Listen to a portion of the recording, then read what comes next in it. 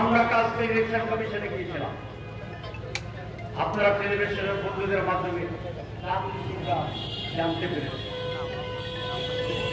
আমরা বলেছি যে গণভোট হচ্ছে একটা সিম্পলিস্ট ভোট, এখানে কোনো দল নাই, কোনো প্রতিদ্বন্দ্বিতা নাই, ব্যালট একটা থাকবে, জনগণ হ্যাঁ অথবা না লিখবে।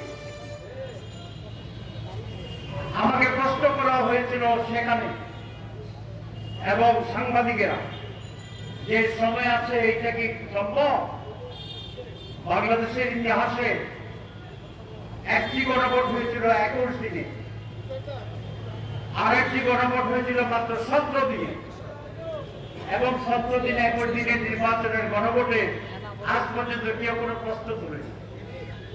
প্রক্রিয়ার ক্ষেত্রে আমরা ইলেকশন কমিশনকে বলে আসছি যে এই নির্বাচনে 1 মাসের ভিতরে গণভোট করা সম্ভব। যদি আজকে হচ্ছে অক্টোবরের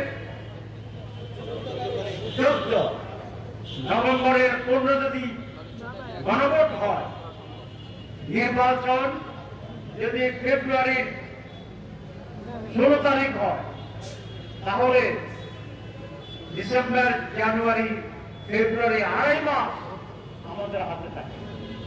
একটি নির্বাচন আগে থেকে প্রস্তুতি চলছে, 2.5 মাস পরে আরেকটি নির্বাচন, এখানে ভেজালের কিছু